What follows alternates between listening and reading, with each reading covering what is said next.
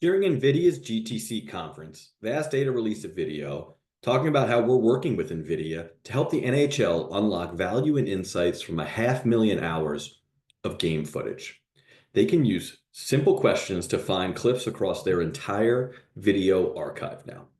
It sounds like magic, but I'm going to spend the next few minutes talking about what it takes to make something like that a reality and how Vast can make it a reality for every enterprise for all of their data. So what you've got on the screen here is a generic RAG workflow or pipeline. So these are kind of all the steps that it takes to make all of your data available to AI. So we're going to chunk this up to make it a little bit more consumable. So in the bottom left here, you've got your chatbot or AI agent. So in the NHL example, we're using a chat interface. Hey, show me clips that look like this, or, who has the coolest goal in NHL history, whatever it is. Okay, I'm going to ask that question and return the result. But enterprises are also going to want agents to leverage AI to make decisions autonomously. And that is the piece where we have something interacting with all of your data through AI. The rest of this is the data landscape, and we're going to chunk this up a little bit further. So up here in the top left, you've got the data lake. An NHL example, they're using video, but enterprises are going to use all sorts of data, whether it's video, pictures, text, audio, documents of any kind. If it's unstructured data, it's coming from the data lake. Enterprises are also going to want to leverage AI for structured data use cases, and that's where their enterprise data warehouse is going to come in. And they also need a vector database to store all the embeddings. These are essentially numerical representations of data that AI can understand. So up here, we've got the embedding services. This is the process that data has to go through to be something from like a video to a vector that AI can understand. So it's going to go through this process. It's going to get chunked up into smaller pieces. We might add some metadata context to it, and then we're going to embed it in the vector database. Now my AI can access it. And if I have all sorts of different types of data, I'm going to need different types of embedding services. So if you look at the example of like a PDF, it's got multiple types of data within a single document. I might have text, a chart, and an image all in the same document. I need to kind of chunk that up and then embed each type of data independently. We also have different services to make sure that we're delivering the best results possible. I might look at a couple different clips and say, okay, which one of these really is the coolest that I want to go return based on that query I was discussing.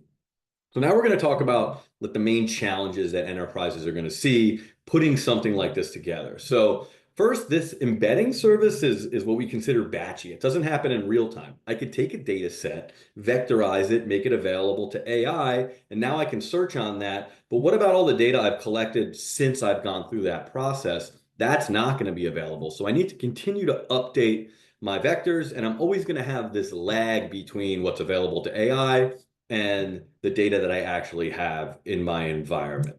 Next, we're going to see some scale challenges. So vector databases really weren't designed for a massive scale in mind, the ones available today. Like they all work for, let's say, a pilot, but if I really wanted to take all of my data and make it available to AI, I'm going to need something bigger. And if I start with a vector database available, then I'm potentially going to have to rethink my entire vector database strategy as I start to scale AI across different departments and different use cases. And I think the biggest challenge holding enterprises back is the security piece. It's really easy for an enterprise to say that this user can access a document, but this one can't. It's a lot more complicated to say this chatbot shouldn't return an answer based on a document that user doesn't have access to. You have to tie together security across all these different components to make something like that happen. And it's not something enterprises can easily do. And we've already heard horror stories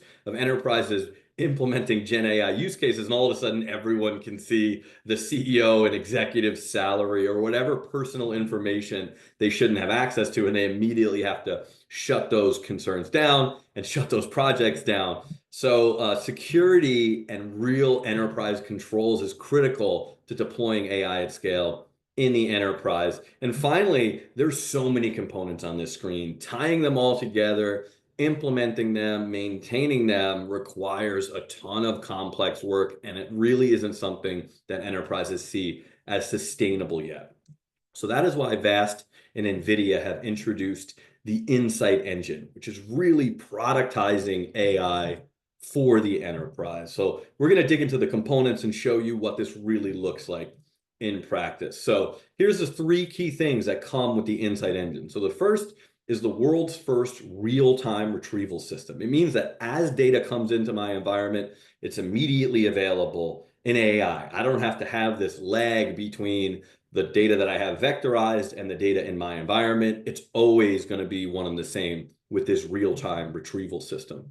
We're also introducing the world's first hyperscale vector database. So a vector database capable of supporting trillions of vectors. So that means that regardless if I start small or go big, or I want to go big right away, my vector database is not going to be a limiting factor. This is built to scale across the entire enterprise and all of their data.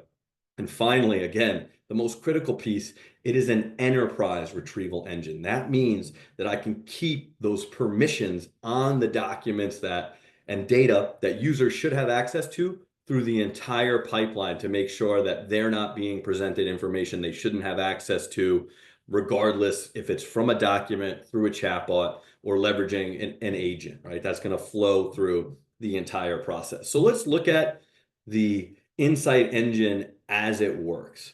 So you've got the vast database, which has now been extended to store vectors, the vast data store, right? So now I have the capability to leverage both structured and unstructured data and support vectors on a common platform. And again, this is a joint solution with VAST and NVIDIA. So we're going to leverage NVIDIA NIMs. These are where those different modules come from, all the different embedding services, things that we need to, again, make that data available to AI.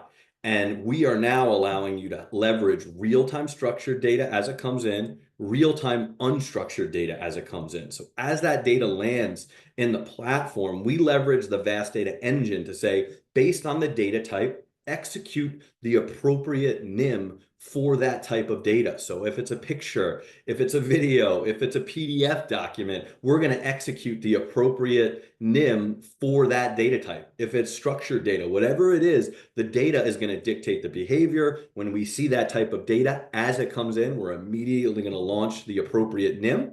We're going to take the result, that embedding, and stick it in our own vector database. Again, a hyperscale vector database designed to support embedding all of your data across the enterprise. And then we're going to be able to take, because it's an integrated platform, the permissions that you apply to those different documents and data all the way through the entire process. We do not lose that context that says there should be certain controls on this type of data as it goes through this embedding process. And now I really have a scalable, productized way to make all of my data available to AI, again, regardless of whether it's chatbots or AI agents. So I no longer need to worry about the science project of putting that entire RAG pipeline together.